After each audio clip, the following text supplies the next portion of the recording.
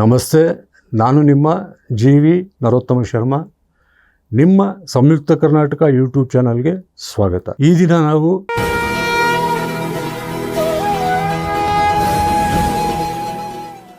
ಸಿಂಹರಾಶಿ ಸಂಜಾತರ ಏಪ್ರಿಲ್ ತಿಂಗಳ ಮಾಸ ಭವಿಷ್ಯ ಫಲವನ್ನು ತಿಳಿಯೋಣ. ಸಿಂಹರಾಶಿ ಸಂಜಾತರಿಗೆ ಅಷ್ಟಮದ ಶನಿ ಸಂಚಾರವೇನಿದೆ, ಅದರ ಜೊತೆಗೆ ಅಷ್ಟಮದಲ್ಲಿಯೇ ರಾಶ್ಯಾಧಿಪತಿಯಾದಂತಹ ರವಿಯು ಸಂಚಾರ ಮಾಡುತ್ತಿರುತ್ತಾನೆ.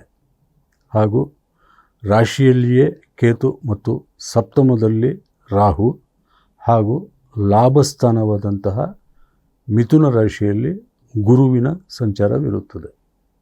ಗುರುಬಲ ಇದ್ದರೂ ಸಹಿತ ಅಷ್ಟಮ ಶನಿ ಹಾಗೂ ರಾಶಿಯ ಕೇತು ಮತ್ತು ಸಪ್ತಮದ ರಾಹುವಿನ ಸಂಚಾರದಿಂದ ಬಹಳಷ್ಟು ತೊಂದರೆಗಳು, ಅನಿಷ್ಟಗಳು ಹಾಗೂ ವಿಘ್ನ, ಅಡ್ಡಿ, ಆತಂಕಗಳು ಸಿಂಹರಾಶಿ ಸಂಜಾತರನ್ನು ಮಾಸ ಪೂರ್ತಿ ಒಂದಲ್ಲ ಒಂದು ರೀತಿಯಲ್ಲಿ ಕಾಡುತ್ತಲೇ ಇರುತ್ತದೆ. ಇದು ಮಾನಸಿಕ ಅಶಾಂತಿ, ಚಿಂತೆ, ಬೇಸರ ಮತ್ತು ಹತಾಶೆಗಳನ್ನು ಸಿಂಹರಾಶಿ ಸಂಜಾತರಿಗೆ ಉಂಟು ಮಾಡಲಿದೆ. ಮೊದಲನೆಯದಾಗಿ ಸ್ವಾಸ್ಥ್ಯ ಸಂರಕ್ಷಣೆಗೆ ಪ್ರಥಮ ಆದ್ಯತೆ ಇರಲಿ. ಯಾವುದೇ ಕಾರಣಕ್ಕೂ ಸಹಿತ ನೀವು ನಿಮ್ಮ ಔಷಧೋಪಚಾರವನ್ನು ತಪ್ಪಿಸಬೇಡಿ. ಪಥ್ಯಾಹಾರ ಸೇವನೆ ಹಾಗೂ ವೈದ್ಯರು ಹೇಳಿರುವ ಪ್ರಕಾರ ಔಷಧಗಳನ್ನು ಸಮಯಕ್ಕೆ ಸರಿಯಾಗಿ ತೆಗೆದುಕೊಳ್ಳುವುದು, ಸೂಕ್ತ ವಿಶ್ರಾಂತಿ ಪಡೆಯುವುದು ಹಾಗೂ ಸಾಧ್ಯವಾದಷ್ಟು ಮಾನಸಿಕವಾಗಿ ಯಾವುದೇ ಚಿಂತೆ, ದುಗುಡ ನಿಮ್ಮನ್ನು ಕಾಡದಂತೆ ನೋಡಿಕೊಳ್ಳುವುದಕ್ಕೆ ನೀವು ಮೊದಲ ಪ್ರಾಶಸ್ತ್ಯವನ್ನು ನೀಡಬೇಕು. ಬಹುತೇಕ ಸಿಂಹರಾಶಿ ಸಂಜಾತರು, ನನ್ನ ಒಂದು ಕಕ್ಷಿದಾರರೇನಿದ್ದಾರೆ, ನಾನು ಎಲ್ಲವನ್ನು ಅವಲೋಕಿಸಿ ಅವರ ಬಗ್ಗೆ ಪ್ರತಿಯೊಂದು ಸಣ್ಣ ವಿಚಾರವನ್ನು ಗಮನಿಸುತ್ತಾ ಬಂದಿರುವ ಪ್ರಕಾರ ಬರೀ ಸಿಂಹರಾಶಿ ಸಂಜಾತರೆಂದಲ್ಲ, ಶನಿಯು ಪೀಡನೆ ಮಾಡುತ್ತಿರುವಂತಹ ಯಾವುದೇ ರಾಶಿಯ ಸಂಜಾತರು ಸಹಿತ ಯಾವ ರೀತಿಯಾಗಿ ಒಂದು ಸಮಸ್ಯೆಯಲ್ಲಿ ಸಿಕ್ಕಿಕೊಳ್ಳುತ್ತಾರೆಂದರೆ, ಮೊದಲಿಗೆ ಅದು ಅವರ ಆವಾಗಹನಿಗೆ ಬರುವುದಿಲ್ಲ. ಉದಾಹರಣೆಗೆ, ಶನಿಯು ಬಾಧಿಸುತ್ತಿರುವಂತಹ ಯಾವುದೇ ರಾಶಿ ಸಂಜಾತರಾದರೂ ಸಹಿತ ಮೊದಲಿಗೆ ಯಾವುದೋ ಒಂದು ವಿಚಾರಕ್ಕಾಗಿ, ಮುಖ್ಯವಾದ ವಿಚಾರಕ್ಕಾಗಿ ಸಣ್ಣ ಪ್ರಮಾಣದ ಒಂದು ಸಾಲವನ್ನು ಮಾಡುತ್ತಾರೆ.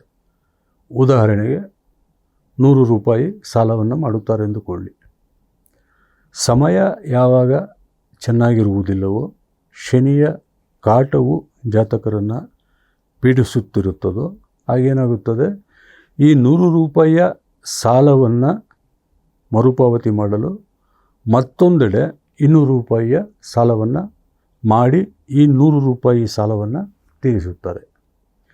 ಈ ಒಂದು ಸಾಲ ಮಾಡುವಂತಹ ಸರಪಳಿ ಹಾಗೆಯೇ ಮುಂದುವರಿಯುತ್ತಾ ಹೋಗುತ್ತದೆ.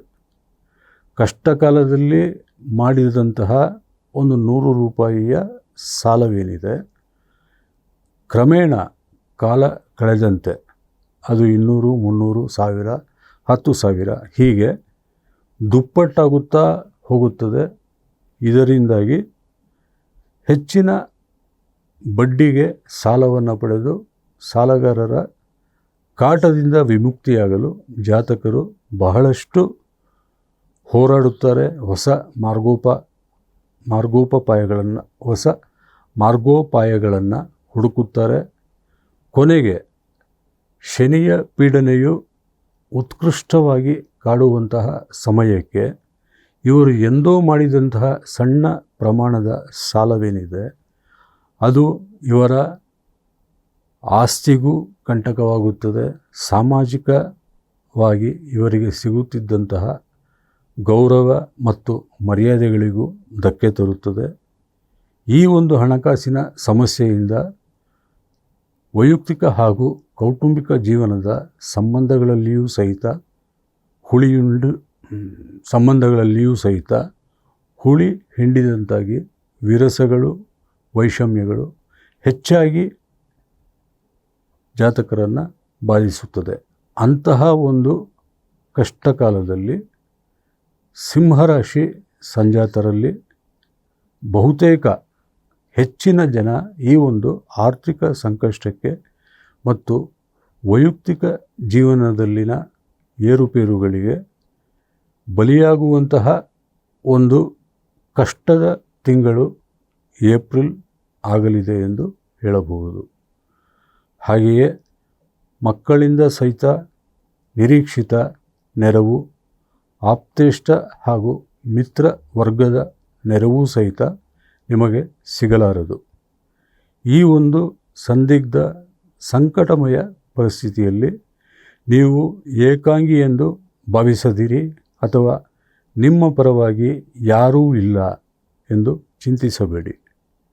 ಇನ್ನು ಕೆಲವೇ ತಿಂಗಳುಗಳಲ್ಲಿ ನಿಮಗೆ ಬಹಳ ಒಳ್ಳೆಯ ಶುಭ ಫಲಗಳು ಸಿಗಲಿವೆ.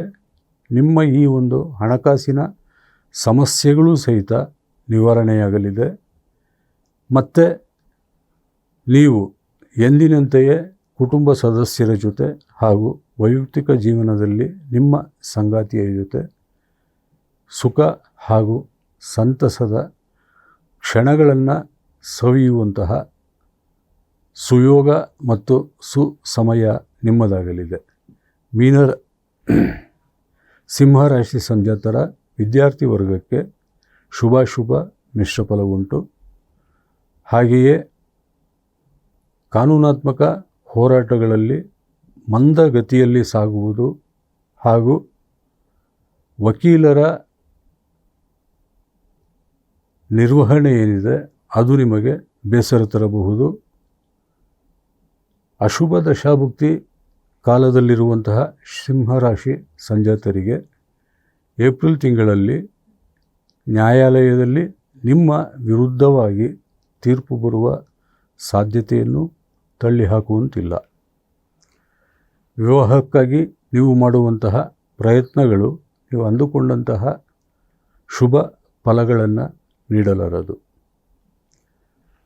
ನಿಮ್ಮ ಎಲ್ಲ ಸಮಸ್ಯೆಗಳು ನಿವಾರಣೆಯಾಗಲು ಪೀಡಾ ಪರಿಹಾರಾರ್ಥವಾಗಿ ದಶರಥಕೃತ ಶನಿಸ್ತುತಿ ಹಾಗೂ ನಾರದಕೃತ ಗಣೇಶ ಸ್ತುತಿಯನ್ನು ಪ್ರತಿದಿನ ಶ್ರದ್ಧಾಭಕ್ತಿಯಿಂದ ಪಠಿಸಿ ಅಥವಾ ಆಲಿಸಿ. ನಿಮಗೆ ಎಲ್ಲ ರೀತಿಯಿಂದಲೂ ಒಳಿತುಂಟಾಗಲಿ ಎಂದು ಭಗವಂತನಲ್ಲಿ ಪ್ರಾರ್ಥನೆ ಮಾಡಿಕೊಳ್ಳುತ್ತಾ ನಿಮ್ಮಲ್ಲಿ ಮತ್ತೊಮ್ಮೆ ವಿನಂತಿಸಿಕೊಳ್ಳುತ್ತೇನೆ. ನಿಮ್ಮ ಸಂಯುಕ್ತ ಕರ್ನಾಟಕ ಚಾನಲ್ಗೆ ನೀವು ಸಬ್ಸ್ಕ್ರೈಬ್ ಆಗಿ ನಿಮ್ಮವರನ್ನು ಸಬ್ಸ್ಕ್ರೈಬ್ ಮಾಡಿಸಿ, ಶೇರ್ ಮಾಡಿ, ಲೈಕ್ ಮಾಡಿ, ಕಾಮೆಂಟ್ಸ್ ತಿಳಿಸಿ. ಧನ್ಯವಾದಗಳು.